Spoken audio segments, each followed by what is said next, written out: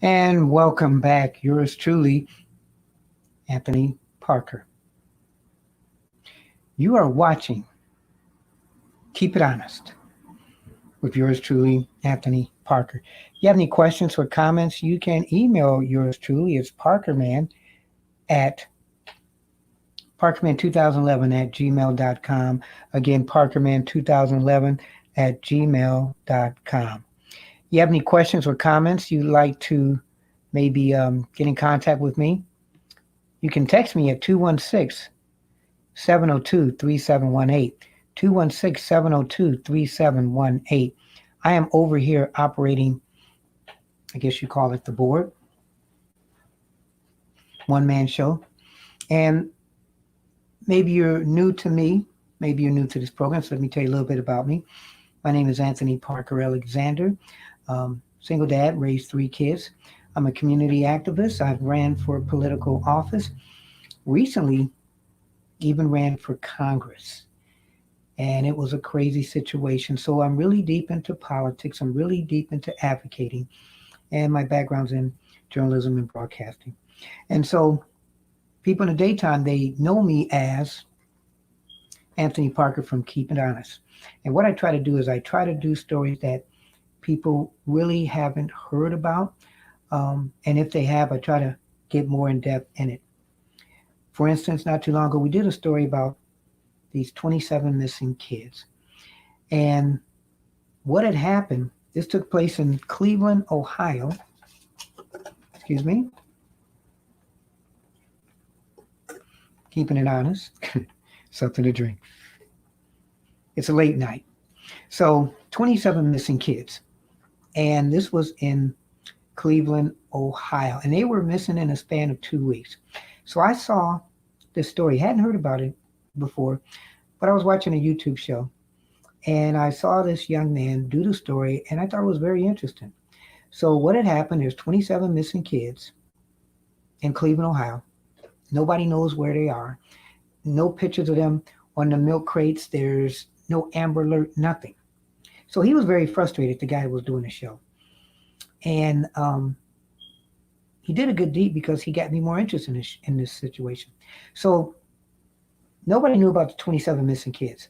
But the person that started getting all the media and getting it out there was a police chief that wasn't in Cleveland. And I kept wondering, well, why is this police chief telling everybody about these 27 missing kids? So I find out that the guy who's a police chief that's not in Cleveland is on this board called Cleveland Missing, which is about missing kids all across, the city. And I said, boy, that's kind of interesting. He's a police chief, but he's also on the board of this organization called Cleveland Missing. So I was like, okay. So he started going national, this story. And as soon as he went national, then the local people started picking it up. And again, I thought it was kind of weird that the local people would only pick it up now that it's a national story. So I get online and try to find out a little bit more about this situation and found out not just him, who's a police chief, but not in Cleveland, who's on this board of missing kids, but another person that's on this board is a Cleveland reporter, well-known Cleveland reporter. And he's on that board. And I kept saying to myself again, well, you got a Cleveland reporter. This is a big story. He's a Cleveland reporter. He's on this board. And nobody knows about this story. So I put together a show dealing with the missing kids and felt, wow, I did this story. People still haven't heard about this. And then a couple of weeks ago, one of my favorite broadcasters, Roland Martin, did a story about this Cleveland missing. And I also did stuff as far as how to file a police report. And some of that, you look up Keeping It Honest, 27 missing kids, you'll be able to see that story. And I talked about it, said this is what you do, get out there in the media. I haven't seen any parents of the missing kids. There have been some scenarios, if you believe in different scenarios, where maybe all of the kids were kidnapped and are in a slave trade, or maybe it's a drug deal gone bad. So many situations. So I'm trying to follow up on that story. So that's kind of like the stuff that I do. And I've been doing broadcasting off and on for about 20 something years. I'm new to the social media thing, but I'm one where I'm going to give you facts and I'm going to give you proof. I'm not just going to give commentary like a lot of people do to social media creators now. And pretty much to me, in a lot of ways, they're just creating things. And I tell people again, anytime somebody gives you news, use it as cliff notes. Use it as, you know what, that's an interesting story. I'm going to look into it more and see if it's true. And I'm going to give you stories that, well, you may not like how it all is, but I'm going to try to give you both sides of the story. And at the end of the day, hopefully you will decide. So if you have any questions or comments, you'd like to text me, the chat, everything, you can text me 216-702-3718, 216-702-3718. So why do this show, Keep It Honest with Anthony Parker? Well, I said, you know what? I want to try something new. I'm always looking at YouTube. I'm looking at some of the shows on there, and I like some of the informative shows. And I said, I want to try a different time. Sometimes I click on live, see if shows are on, and nobody's on. And I'm like, okay, so what if there was a show that would give you information, maybe not too much heavy information because it's late at night, but something that can kind of give you entertainment? Would you be interested in watching that show? I know I would, especially if it's a show where I'm going to get something out of it. So other shows that I've done, and you can look it up on YouTube or, type it in, Keeping It Honest. Did a show recently about my favorite TV dads. Sometimes I do lightweight shows because men are they're not getting the credit that they should as far as taking care of their kids. We always get it for Mother's Day and Mother's Period. When kids win awards, we love you, Mom. We love you. You don't hear, hey, thanks, Dad. Thanks, dog. So single dad raising my kids.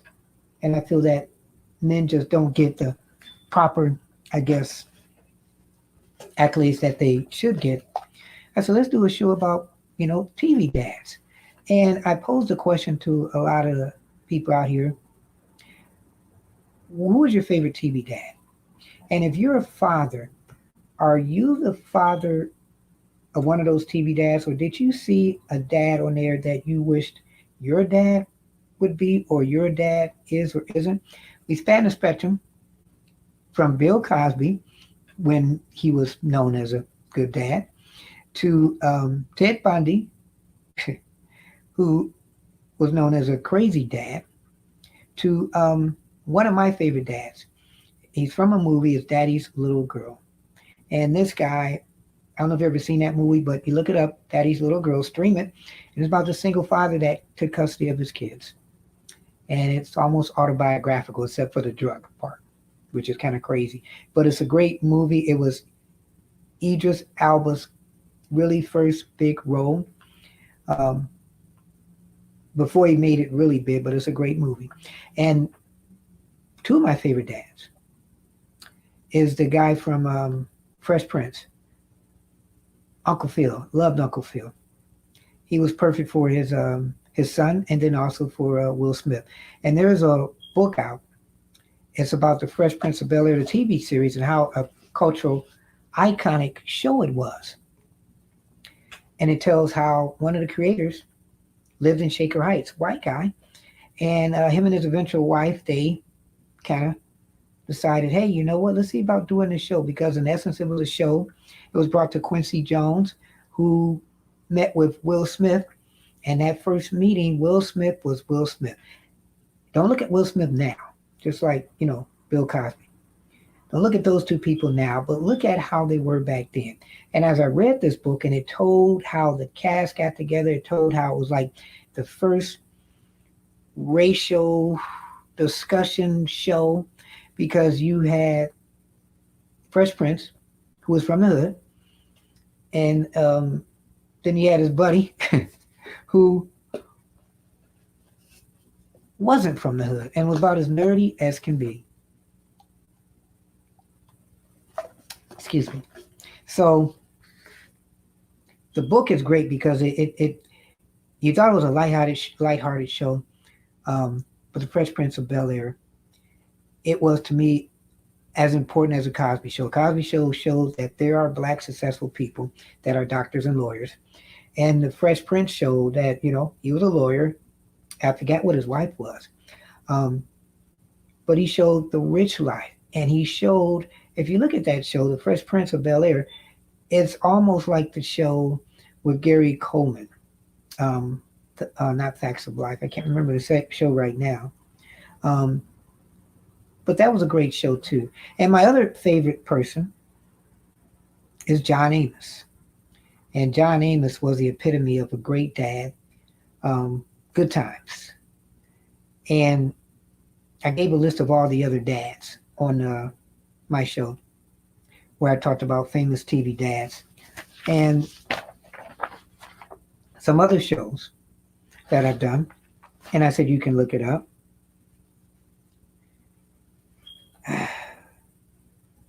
We did a show which I thought was kind of interesting. We talked about Biden and his gaps now. And we talked about him falling. We talked about his age. We talked about, well, should he be in office still? I've got a topic coming up where we're going to talk about his vice president, Kamala. And maybe why she should or should not drop out the race. Even Biden. There are a lot of people out there that don't want to say, you know what, man, we don't know if you're losing a step because you're old. Some things that you say trip people out. You've been tripping, and maybe you should step down. 4 years left, literally 6 years if he wins. Some people are saying, well, you know what, maybe we need to bring some new blood in. And we talk about sometimes the elephant in the room. You don't want to make every show, as I've seen shows, all black based, but there are a lot of things that affect African Americans way different than non-African Americans. And I always felt, and this is my commentary, that the only reason that Biden won was when the one congressman from South Carolina, when he promoted Biden, because Biden up to that point, close to Super Tuesday, all he did, as everybody said, was stay in his basement. But right before Super Tuesday, the one congressman came and supported Biden. And after that, he just started, getting votes. My thing was, too, we're talking about Biden. Where was his buddy at? Where was Obama? He said he wanted to wait to see how everything was going. But if he was the person that you had in office with you for 8 years, and he said, hey, you know what? I'm thinking about running for president. How do you feel about that? So he didn't really give him a sign of approval till later on, right after everybody else had kind of supported him. So, and we can talk about, Obama a lot too on upcoming shows. But one thing about him, and a good thing about doing a show late night, and this is late night, keeping it honest, late night with yours truly, Anthony Parker. You get to say things. You get to be a little bit more relaxed. If you see my shows, I'm a shirt and tie and everything, and we're going, by everything. And I said to myself, wow, you know what? Let's try a late night show and see how that is.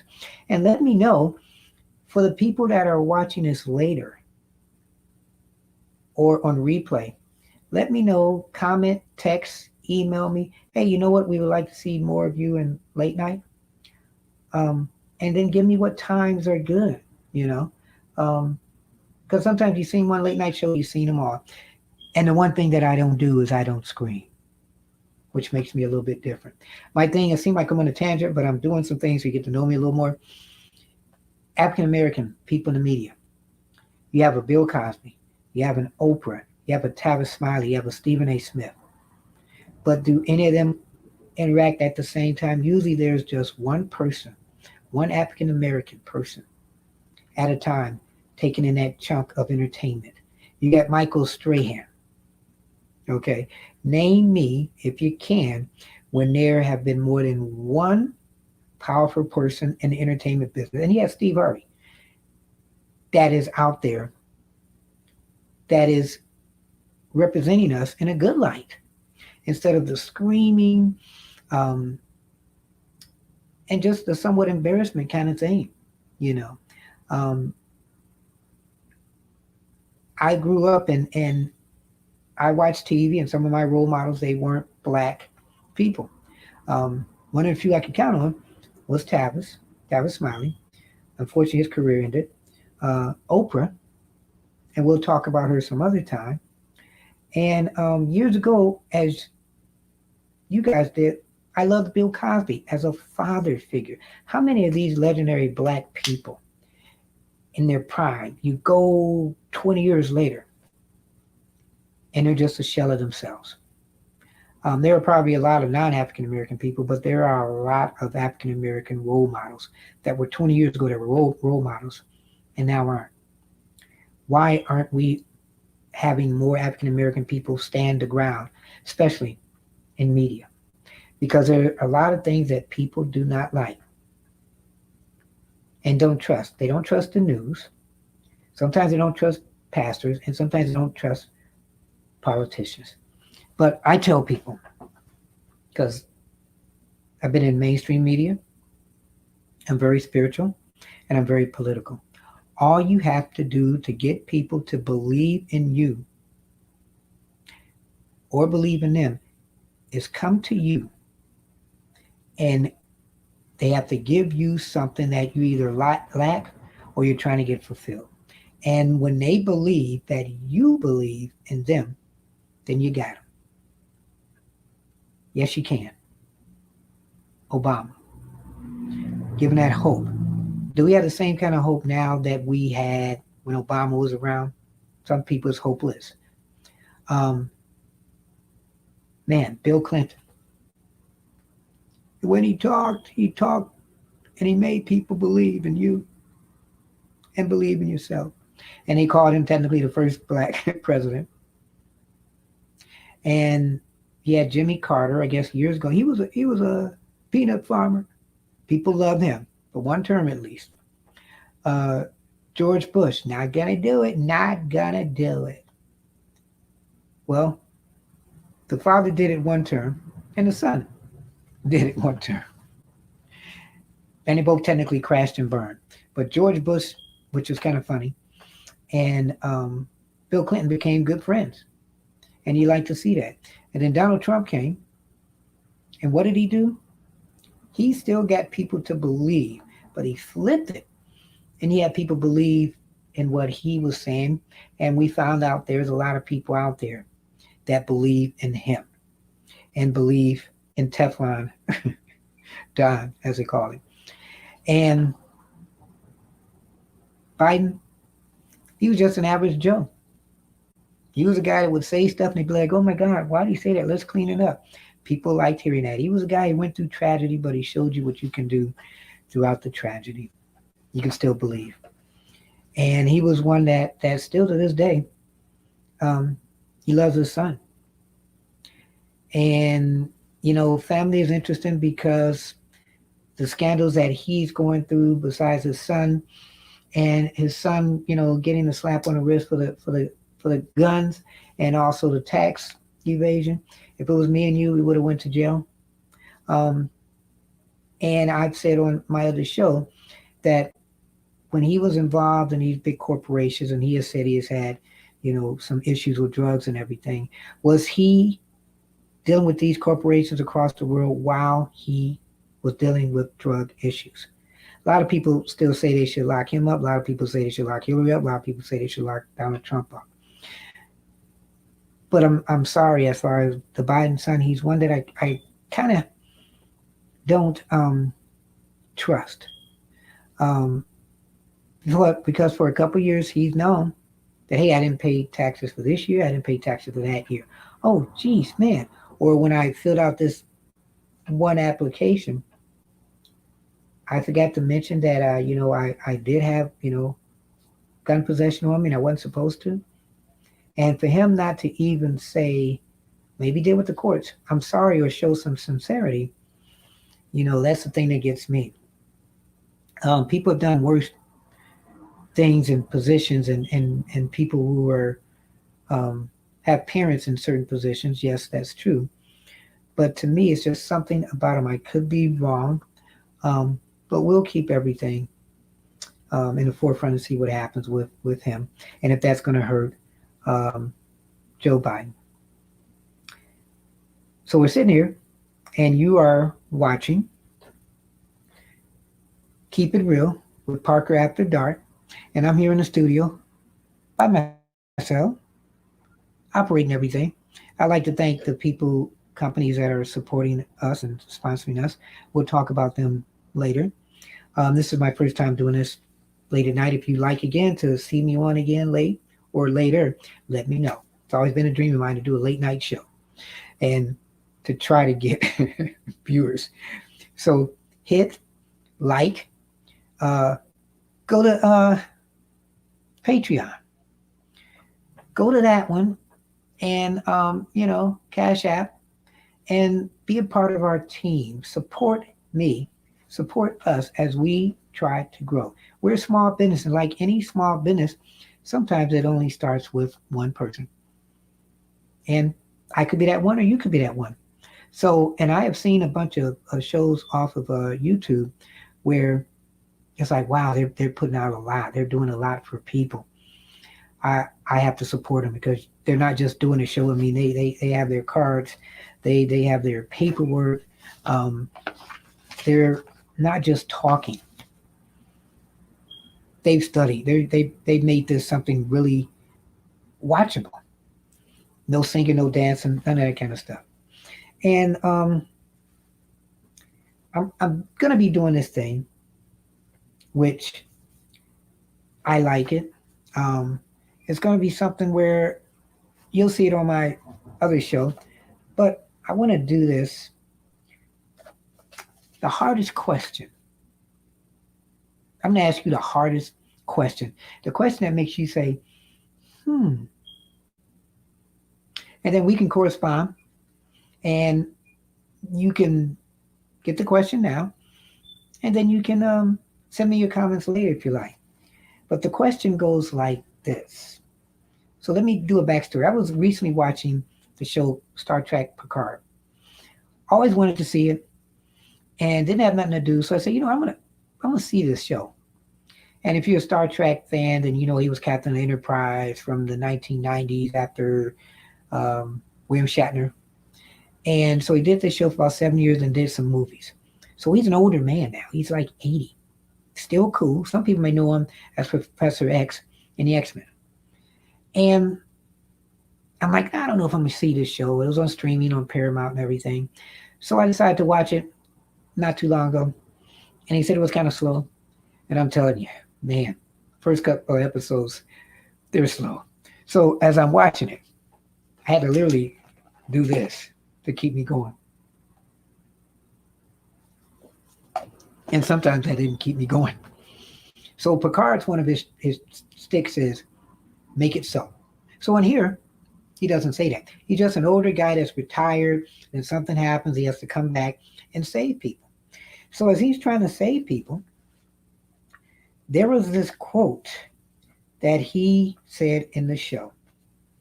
And one of the hardest questions, as I'm going through my notes, and I love it, make sure I can find it now. One of the hardest questions. Make sure I didn't drop it. Okay.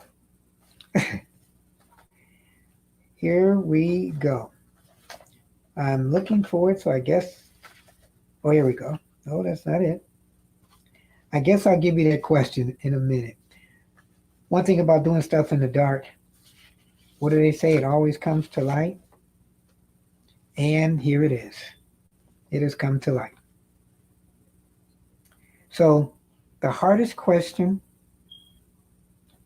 to make you go,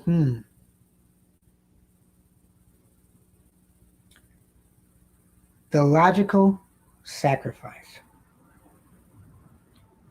What is the logical sacrifice to you? The hardest question. So, a scenario, think about this in life. If you had to go back and change something, what would you change? Or even present day, that sacrifice that you do, don't just do a sacrifice. And if you have to do a sacrifice, you have to make it a logical. And can you make a logical sacrifice? Because you got logic here and you got sacrifice there. So sacrifice means giving up something. Now, is that logical? I got two hands here. Would I sacrifice one? Is that a logical sacrifice? Or would I say, no, that's not logical. So the logical sacrifice could be to not sacrifice anything. The hardest question of the night. And I don't want to keep you up. But, you can email me, text me, get in contact with me some way, and let me know what you felt about that question. So we're going to be doing that on our shows. At least one question we're going to ask you and see if we can get a response and what you think about it. So other things I've talked about, and everybody's dealt with, the Titan explosion. Was that a logical sacrifice? Because the pros were they get to go down to the ocean to see the Titanic with the risk of knowing that you could go down there and then it could explode. Anything could happen. So they signed the papers, because you have to sign papers, and a waiver. And they went down there, and then hour and a half while they were going down there, supposedly it exploded. It usually takes, they say, about 2.5 hours to go down there. So that was a sacrifice.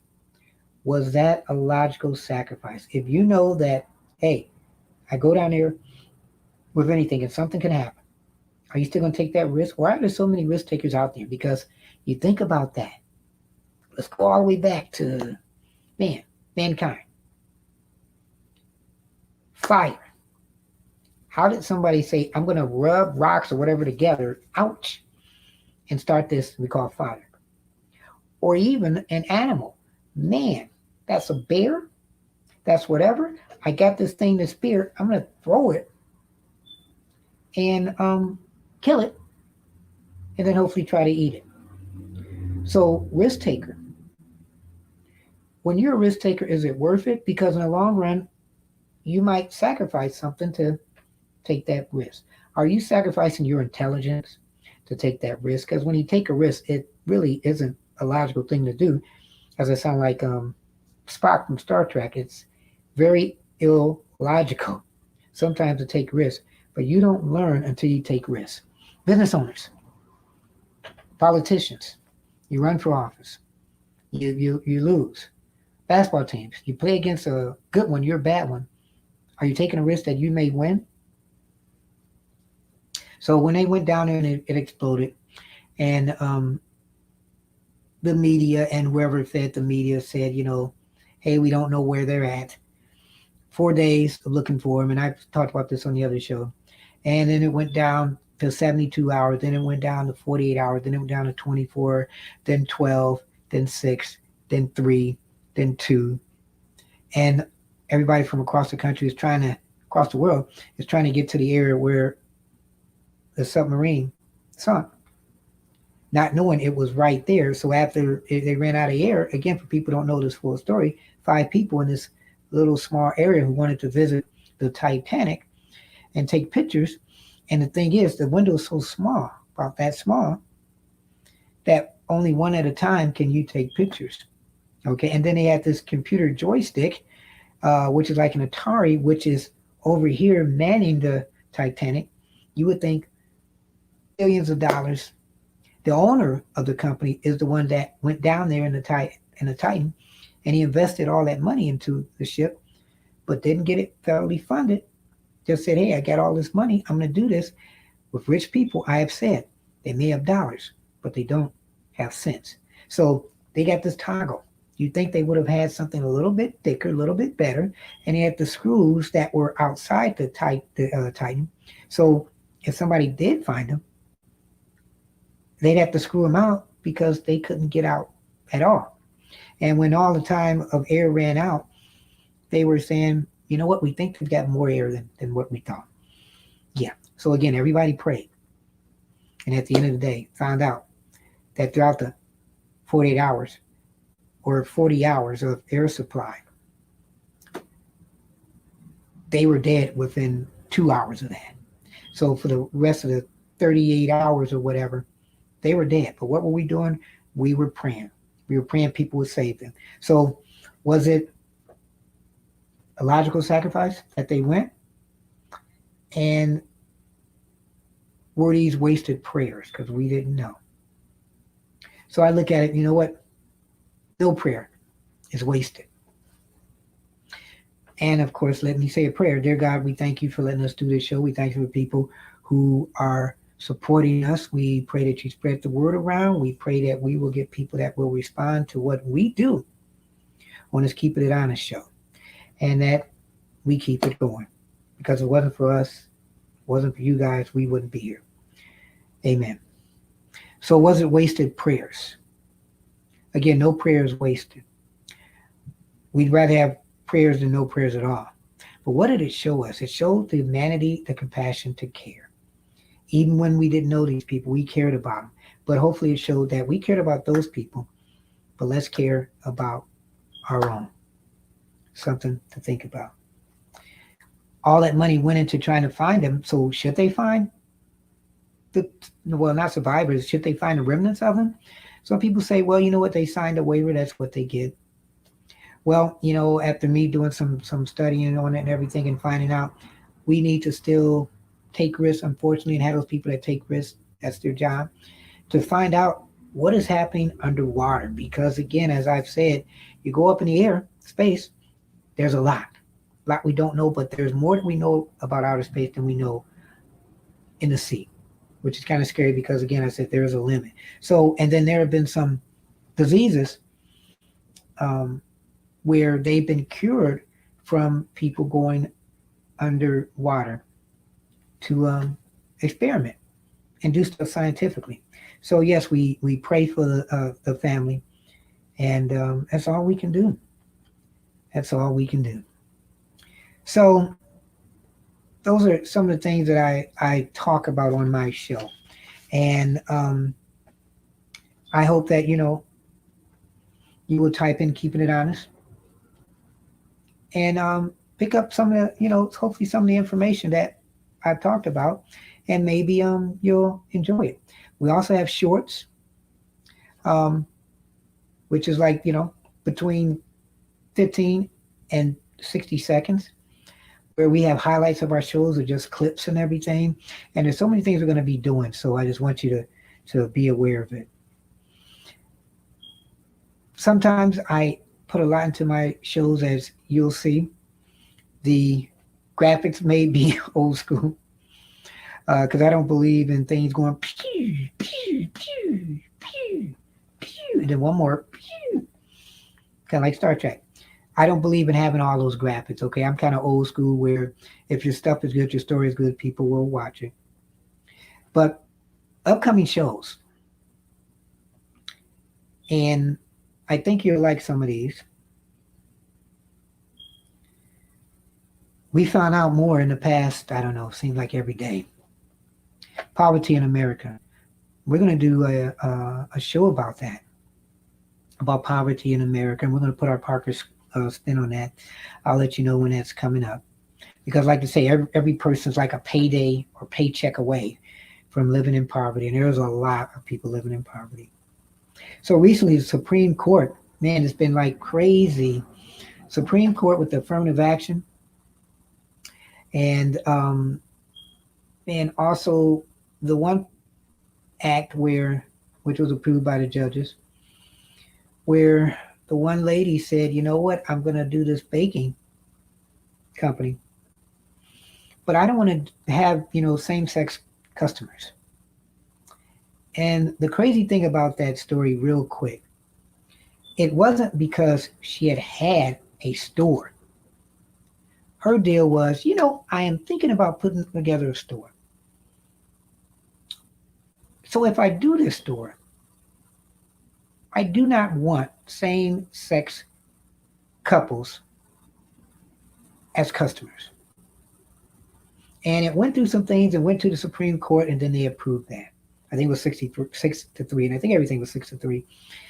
So it wasn't that it was a real story, which is a crazy thing. It was a made-up story that she made up. So a lot of people don't realize this, but that passed. So let's say I go to somebody and I say, you know what?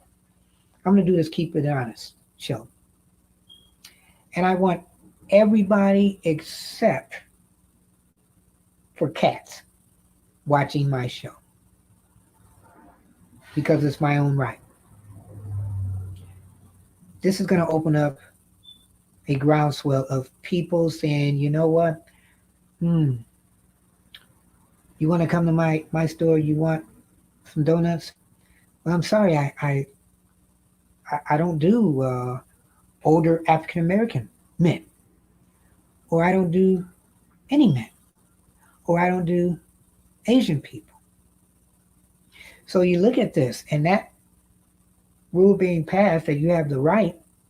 Well, let's go back about 60 years ago when there was a section for no certain color people, or colors only, or you know what? We have a bus. You can't sit in the front with us. You have to go to the back. Where only black people, would you believe it, would have to go to the back of the bus. Let's say you have a taxi driver, or I forget what you call those other drivers now to pick up food, where they say, you know what, I can only take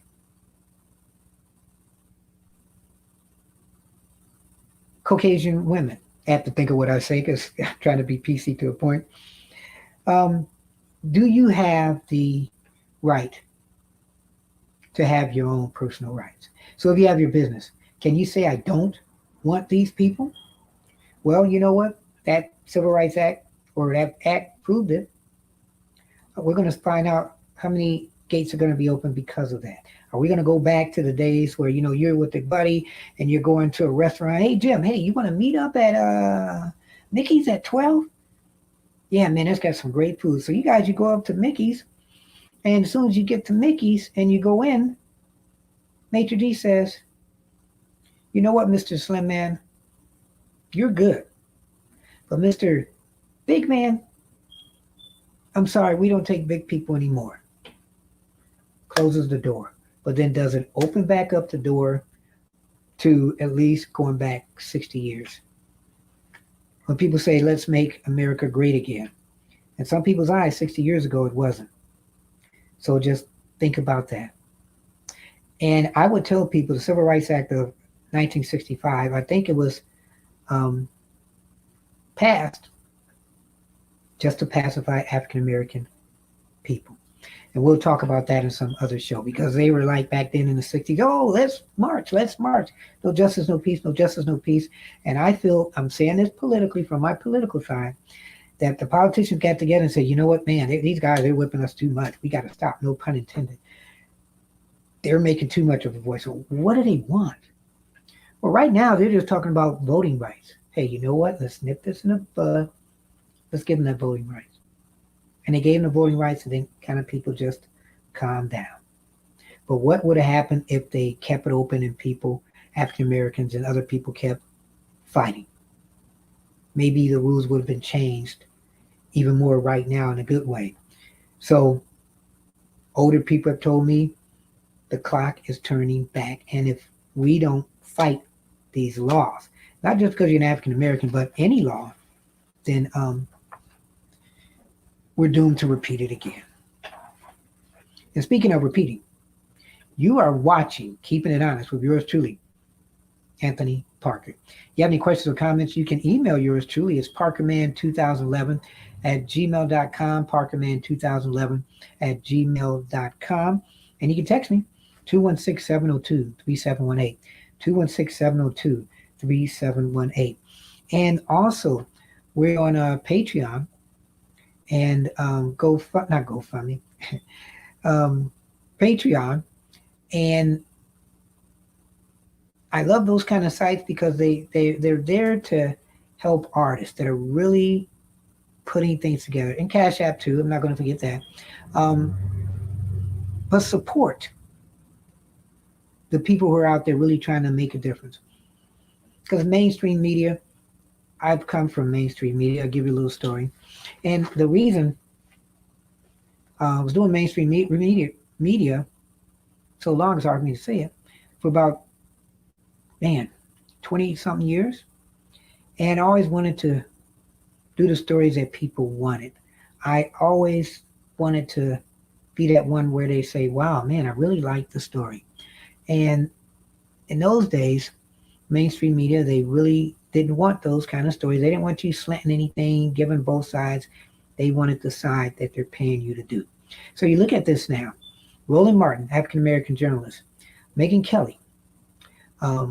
There's a bunch of people that have gone from mainstream media because they were kind of pushed away or fired, and they decided, hey, you know what? Let me do some of this streaming stuff. And now they're even more well known. But it gives them the freedom to do a lot of stuff. Some of it is cussing, which I don't do, but then a lot of it is being who they are. And I looked at some of these people and I said, wow, Tucker Carlson. I want to do some of the stuff that they do. I want to tell their stories, but I don't just want to slant it. I still want to do both sides. So this gives me an opportunity to do that. So for the content creators who are really out there, not just creating the content just to, get a job because it's short stuff, but giving long form programming and some short that enlightens you, but also makes you think and that you can have fun. And that's why I am here and I am doing this. So also the other story, which I thought was interesting, the affirmative action story with the student loans. And after that happened recently, here's my commentary, I've said, you know what, this might be Joe Biden's nail in the coffin as far as him not getting reelected. So the Supreme Court, again, when they overruled Joe Biden's thing, most Republicans were happy. Most Democrats were sad. And they said maybe about 0.5% of Democrats were upset about that, which I'm surprised because I think it's more. But you think of the scenario. It's what they pretty much said, why they didn't approve it. Well, because President Biden, we told you to go this way. You decide to go that way. And you cannot make the laws. But didn't we have that same thing when Donald Trump was in? He would executive order literally everything. Executive order, some people is, you know what, I can change that law. Donald Trump, he erased a lot of Obama's things that he had in office. And then Joe Biden erased some of Donald Trump's. And now that Biden's in office, Donald Trump is saying again, well, I'm going to erase the things that he erased of mine. So executive order, and I've learned a lot because it's been like politics for dummies. You have so much power that you can do. There's some things out there. All you got to do is sign something with a pen and erase whatever it was. So anyway, so Joe Biden didn't go the way that everybody told him to. And he was upset. And Republican Party is excited. But he didn't just put himself in a bad vein. He put the people that depended on him. And we're going to talk about that in another show more in depth. But he told people, look, this is what we're going to do. We're going to have a student program, a reduction thing going on. I want you guys to sign up for it. Website, everything. Nutshell, he told people to sign up. People say, you know what? Man, that's going to be great. I'm going to have student loan maybe erased $10,000. At first they were saying $50,000, then it went to 20, then it went to 10. I'm going to have it erased. I don't have to worry about it. Now I can buy some things. So it's like they said, okay, well, I'm going to start using my money for something else. So when this ruling went down, it was said that Biden should not have promised people that, because now they've got to make up that money, find some kind of way of going back to their student loan payment. So a lot of people are going to be hurt. But we'll go more in depth on that story. So, but you think about this, the youth. Biden's seeking really big time with the youth. African Americans, he's seeking really big time. Republicans, they're loving it. And if Biden doesn't do some of his promises, which we're going to do a show about what he's done, give both sides, then he will not be elected or reelected. So we're going to see how this turns out. But again, you can't promise stuff until you make sure that it's going to happen. So now he's going to this other deal, which I'm going to give you on one of the shows, the background in that story and how he was told about this 2 years ago. And he could have just went that way 2 years ago, but now he's going to go this new way. And will this new way be put in effect before he gets out of office? So a lot of people are going to be hurting because this didn't pass. The Supreme Court, we need to know who these people are. Okay? We know Clarence Thomas, good and bad, and we know some of the other ones, but these 9 court justices, they're in office for the rest of their lives. Who gets a job like that? Who are these people? So an upcoming show, don't yawn on it. We're going to talk about the Supreme Court justices and who they are and what differences are they making in this land. Because when you're in that position, or the legacy as a president, if you appoint somebody in your term and 20 years later they're still in office, that's your DNA still affecting the country. So Biden had better get in line and try to get some people to become Supreme Court justice and get things his way. And we're going to find out how many presidents were able to do that. If I'm correct, Donald Trump has done 3. So his legacy is going to live on for everything that he's doing. So mental health is another show that I'm going to do. And I'm going to talk about the mental health problems out there. And I think everybody has a mental health issue. Don't just think, you know what, they're crazy. Every day we get up, we have a problem, we get frustrated. Is that a mental health issue? How do we spot mental health illness? I don't know if you heard about this one lady that was killed not too long ago. And it happened, the police had wound up in her house. There's more to that story. And they were telling her to calm down and everything. And she wound up getting shot. There's more to that story. I don't have time to tell it though. How many times do we have people with mental health issues getting also shot by the police? I'm going to give you my reasons why and how we can help mental illness out there even more, but we just don't do it. Speaking of mental health illnesses, the mass shootings that took place not too long ago, and it seems like every day there's a mass shooting. So as of this time that we're on,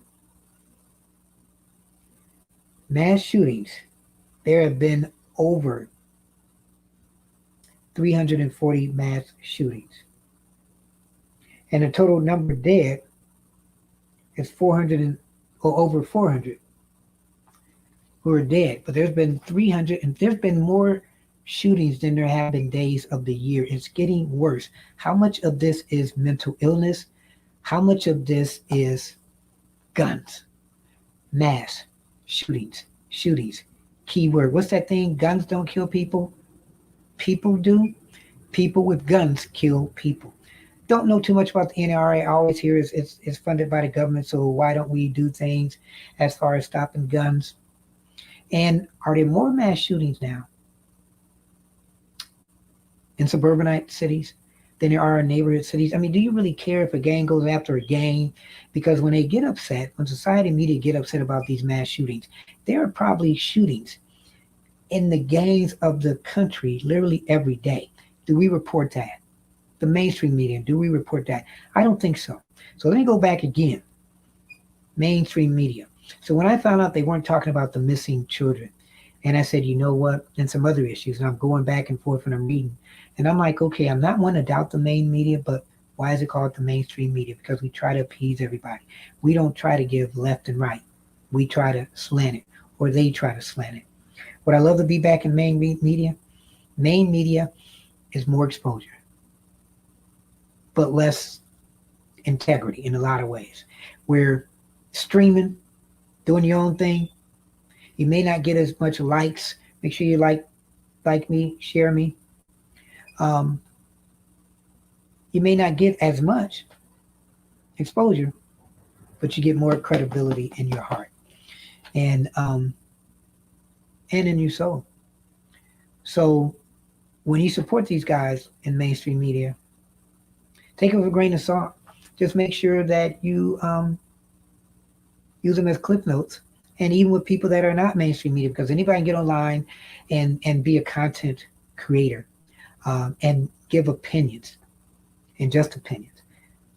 I'm not one. There's a bunch of the people that aren't. I give you guys respect. Everybody has their place. You may like where you see, funny dogs or somebody singing or somebody talking and there's words underneath. And then you may have people that just like having stories told. And I'm one of those people. I hope you are too. Another light story that I'm going to do, but I thought this was kind of prevalent. I'm a person that loves television. Always been fascinated. Very eclectic in a lot of things. I'm doing an upcoming show called The History of African American TV. I've been wanting to do this for a long time. And I guess there's some other person that's doing it on a major network. But I've always wanted to do it. I've always been fascinated by TV, by entertainment. So stay tuned for that. The History of African American Television. And you may look at these other programs that talk about that, but I'm going to put a Parker twist. And I promise you, I'm going to talk about and showcase some of the shows that have been on since the start of television that you may remember, you may not have known that they did, or you may watch and say, wow, because there's been a lot of African American TV out there. And I want you to sit back and hopefully enjoy that show. So we have mental health. Oh yeah, and speaking of the mass shootings, I'm going to do another show about mass shootings where we're going to talk the hard cold facts of mass shooting in America and literally give a history of every mass shooting. Some of these stories you will know. But we have to hit things hard. We can't gloss over things. We don't want to talk about the elephant in the room. But when I do my show, I'm going to have an elephant in my room. I'm going to put a Parker twist. I'm one where I love being fascinated as far as racial discrimination, mental health. I'm an advocate.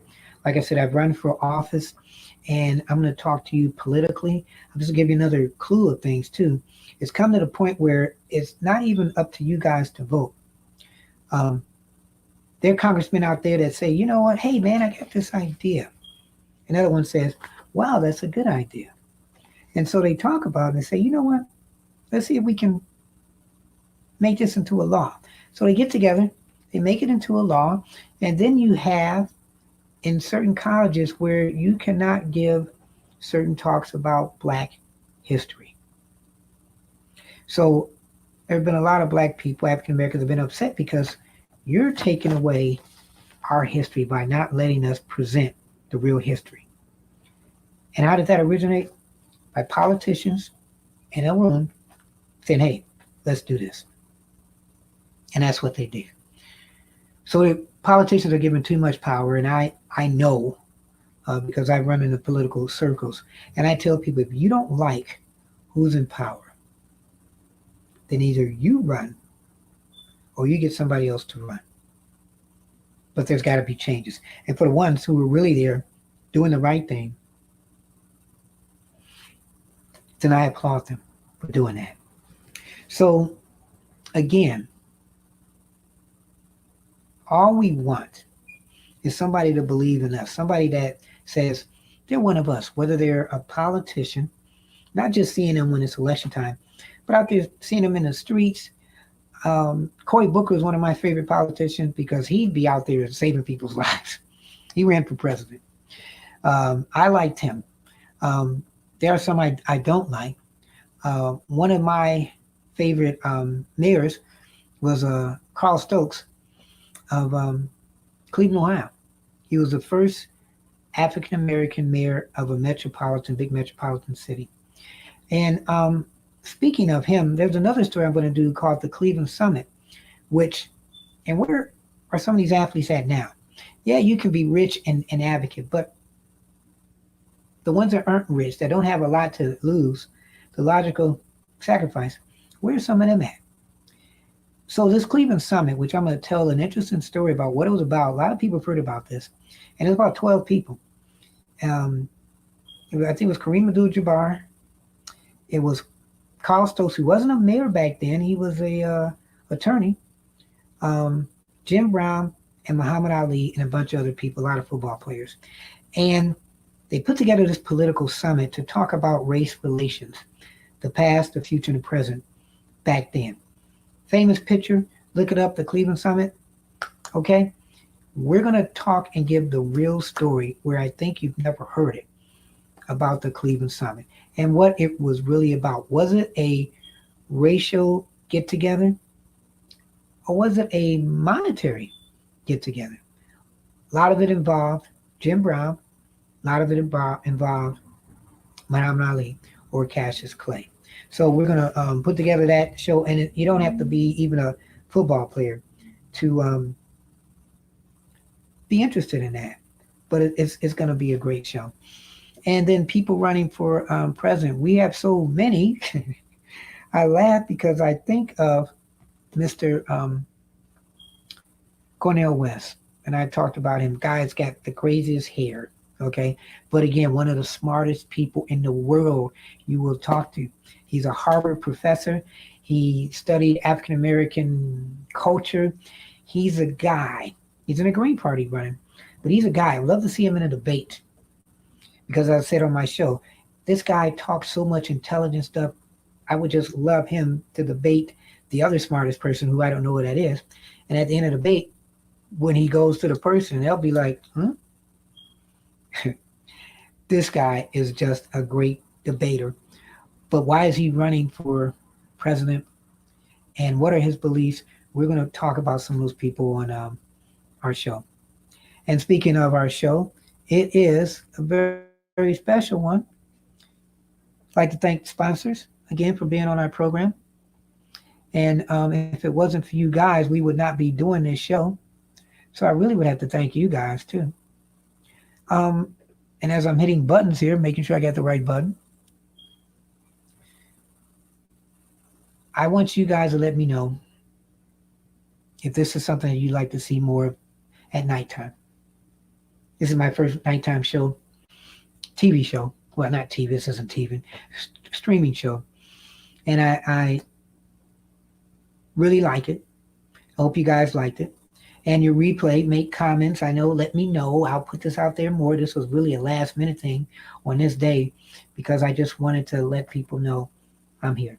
You have any comments, questions, email me, parkerman2011 at gmail.com, parkerman2011 at gmail.com.